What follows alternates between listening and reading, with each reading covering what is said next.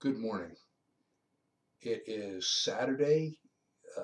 The class will open Monday, and I finally got everything scrunched together. There is a new updated course syllabus that you will need to, if you've already downloaded the other one, you'll need to download this one. And I'd like to go over the syllabus together.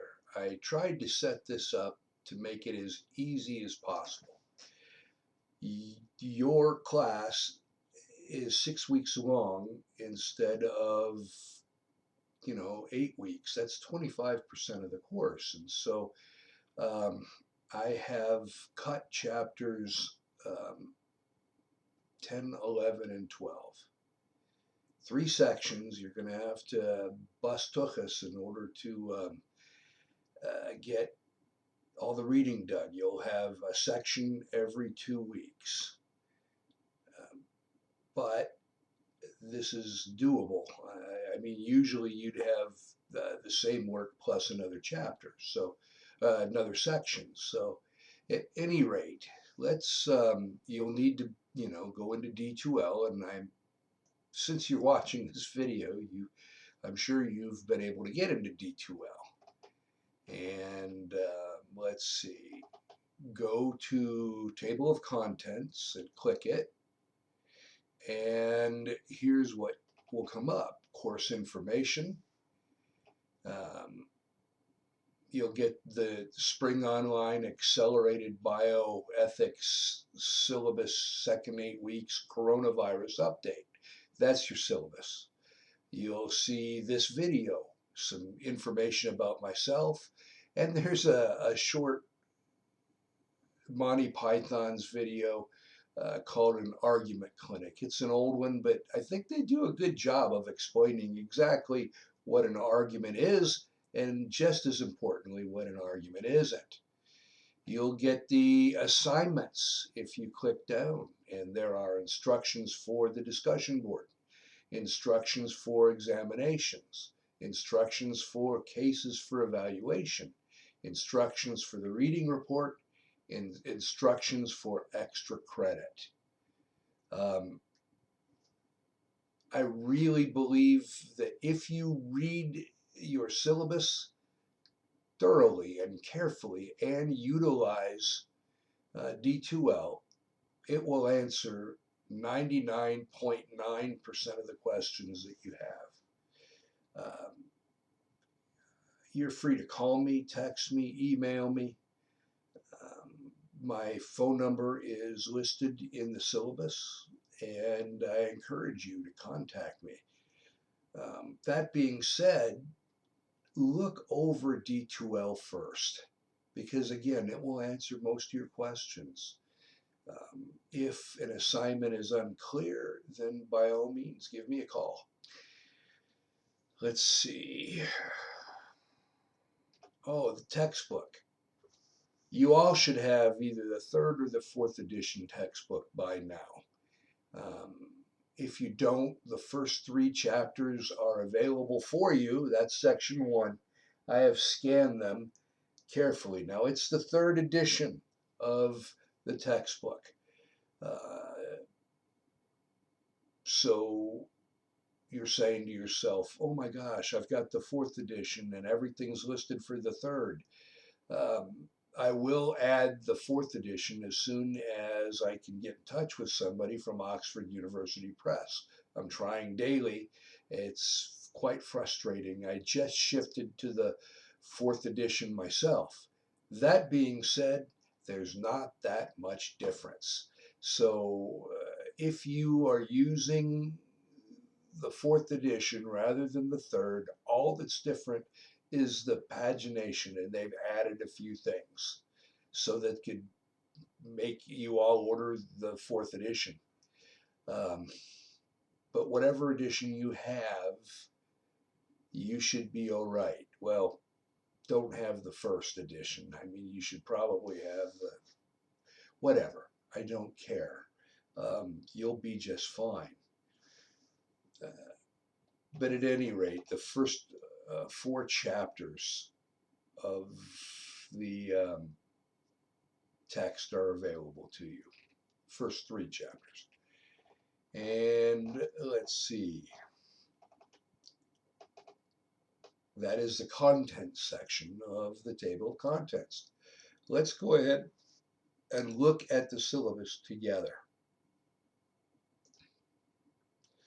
I'm opening it now, and you get the regular boilerplate, and it says March 16th, and I've crossed out the 16th.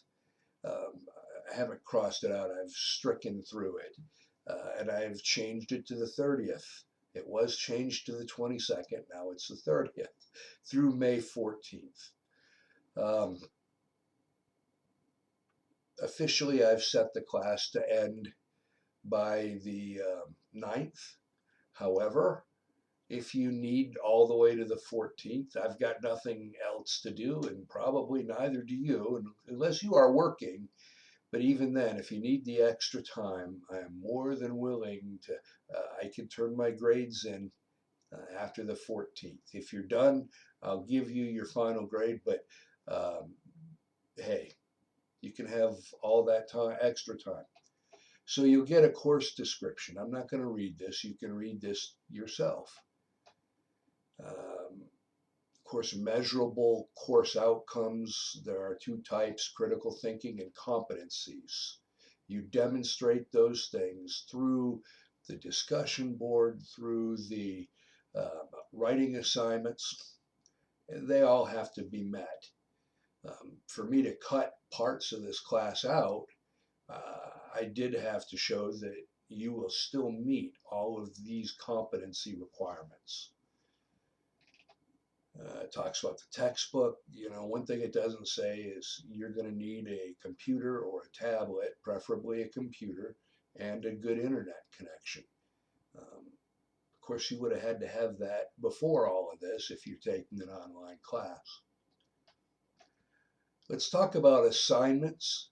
First of all, there are 2 kinds of discussion boards. There is the regular discussion board, where each section you will post, and then there is the assignment board, or the attendance board. You must sign in every week.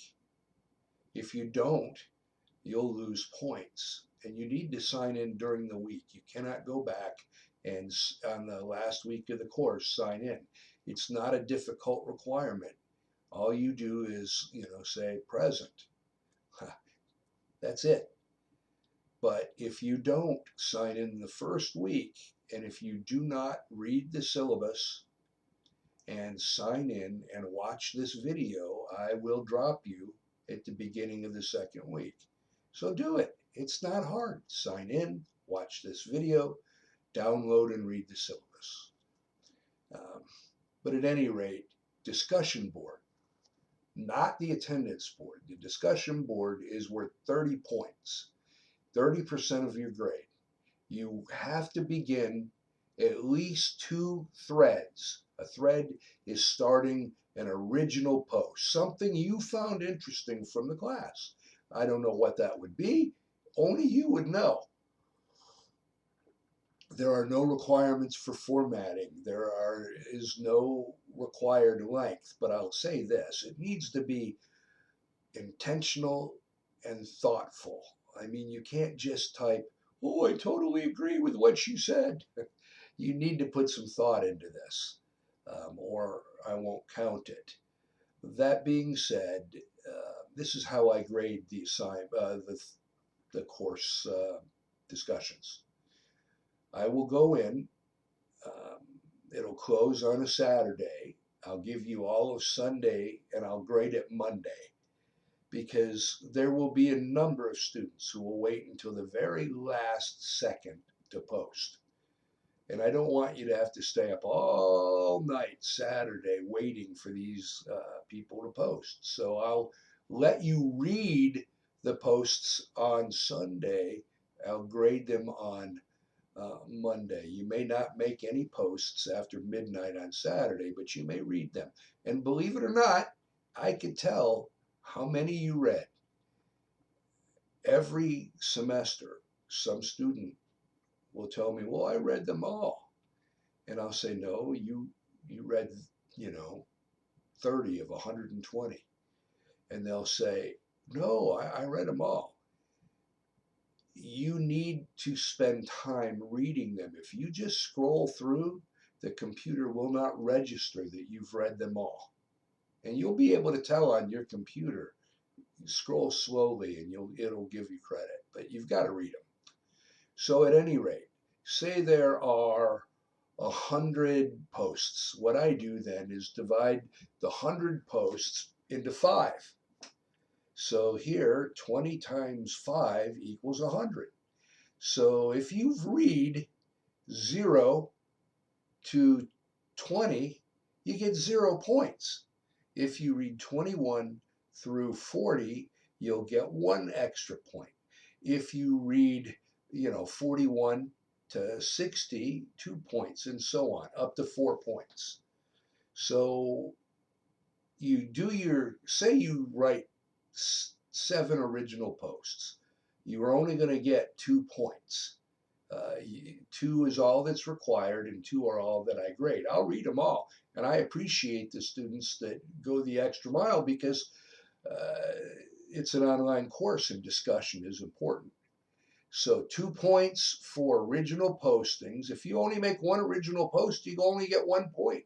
If you make none, you'll get 0 points. Now, responding to others' posts, you need to do that, 4 times.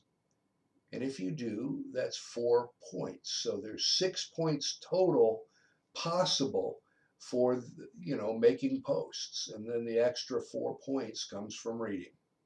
That is the discussion board. I monitor it. I'll kick in occasionally, but I am reading your posts. Keep them crisp and clean. Don't pile on somebody who says something that you disagree with. You can, of course, say, well, I do respectfully disagree because this is how I apply the ethical system. Feel free to do that, but be polite. Be polite. You get a lot of points for being polite and respectful. Oh, I don't mean points in the course. I mean in life. Exams. There are 3 exams. Each one is worth 10 points. So 30% of your grade are the exams. So each section has an exam. Exams can be difficult. I know it, you know it. The reading is difficult reading. I can't help that. This is a philosophy course, and philosophy is loaded with reading, and the reading is difficult. So the exams are difficult. However, to that end, I have given you practice exams for each chapter. The actual exams are taken from the practice exams. So if you do your reading, if you do the practice exams, you will know exactly where the questions are being taken from. So,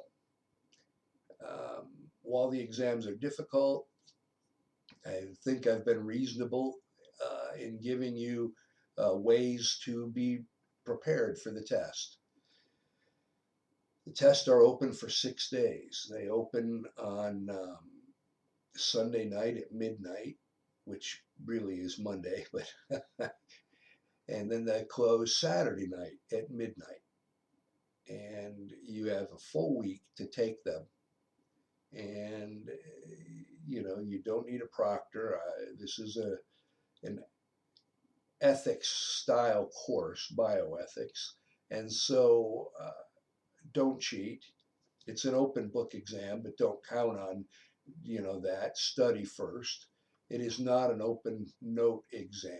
By that I mean you may not just print up or write longhand the practice tests, because it will let you print them out. And I would recommend printing them and studying them and taking them over and over and over until The knowledge is stuck in your melon. But you may not just print those notes and use them. That would be, what's the point? Um, so that's exams. Full week to take them, well, 6 days. Reading report. There's always a few students who refuse to read this syllabus and refuse to watch this video and panic. The reading report is a one sentence document. One sentence. Each student will complete a document indicating by percentage the amount of reading that you completed. For instance, I completed 100% of the required reading for this course. Will get you 10 points. If you say I read 90%, you'll get 9 points, and so on. Due no later than 9 May, although you can turn it in a little bit early. Don't turn one in for each section because I'll just delete them. You need to turn them in at the end of the course. Usually a reading report means it's a short synopsis of everything in the chapter. That's not what I'm looking for. Just a sentence of the reading that you completed. Don't break it down by chapter. Just tell me overall how much you've completed. Then there are cases for evaluation, ethics problems. Choose one assignment from each section, just one. So one paper for section 1, one paper for section 2, one paper for section 3. I've got two different tables in here, one for the 4th edition, one for the 3rd. If you have the 4th edition, for chapter 1, you will choose argument exercises. They're found on pages 30 through 32. You'll find exercises 1.1, 1.2, 1.3, and 1.4. These are fairly difficult. I enjoyed them, but I want you to only complete 2 of those 4 questions. But it's still going to be a minimum of 4 pages double spaced. So answer those exercises. For chapter 2, you will find cases for evaluation on pages 108 and 1 through 110. This section consists of 3 separate case studies, each with a series of questions. You will discuss all 3 cases and by answering the questions found at the end of each case study. So it's a minimum of 4 pages, double spaced, but you'll have to answer all 3 cases. Chapter 3, there are no assignments in Chapter 3. Section 2, it lists them out. In Section 3, it lists them out. Remember, you don't have to do all 3. You just choose one chapter per section. And then I've got another one for the 3rd edition, which breaks it down as well. Exam 1 will open on the 6th of April and run through the 11th. It covers chapters 1 through 3.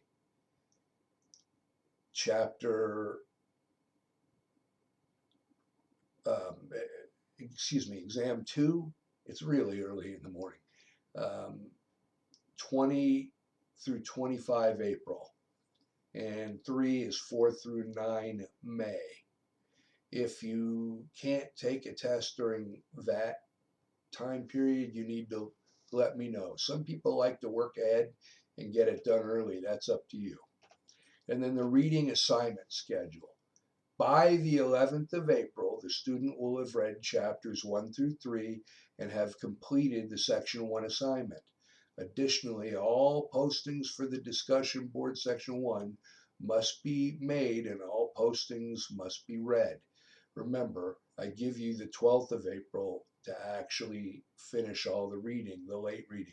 But keep up with it, don't wait to the last minute to post or read. because it's pretty difficult to sit down and read 120 of these posts at once. The 25th of April is for section 2 and the 9th of May for section 3. And remember, the reading report is due by the 9th as well.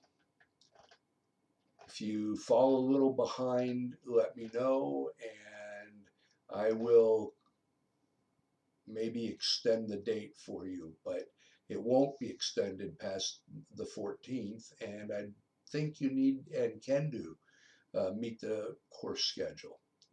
Now, say you blow a test, you absolutely blow a test, and you're brokenhearted. You got a 43. I don't know why, but statistically, there's always a couple of students with a 43 on the first test. There is a possibility for extra credit. What I mean by the possibility of extra credit is if you write a short synopsis of, well, excuse me, I'll talk about that in a minute. Your exam, grade your exam. Grade your exam, write a short blurb explaining what you missed and what the correct answer is, why you missed the question. Say you got a 43 and you turn all of this in, and it's acceptable because I don't just let you cut and paste the exam. But then I will raise it all the way up to a 70. Very few students do this, but a lot of students should do this. Now, I have found statistically, I've been teaching these courses for 11, 12 years at this university. I've taught at a bunch of colleges and universities, but I have found that the students that really do the extra credit are the ones who already have an A. There's no such thing as an A plus. Say you got an 82. If you do this, I'll raise it to a 90. And if you get a 92, I'll raise it to a 95. Don't do this if you've got a 95 or above, because I'm not going to apply extra credit. I mean, an A is an A is an A. We have no minuses, no pluses. A 90 is just as good as a 95.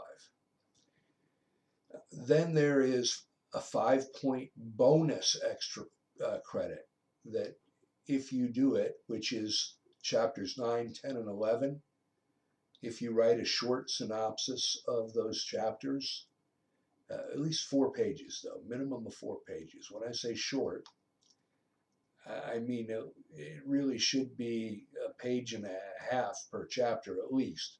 But at any rate, that's worth 5 bonus points. That is the syllabus. As I said, my phone number is here, 218-308-08, or excuse me, 0841. And it's my cell phone, I'll answer it if you call with questions. I've already fielded a couple. And every student, I'm sorry to bother you. I have a job because of you. My time is your time. I go to bed at 9, so please don't call or text after 9. Even if you text, it will wake me up. But I also get up at 5. And so you can text on early.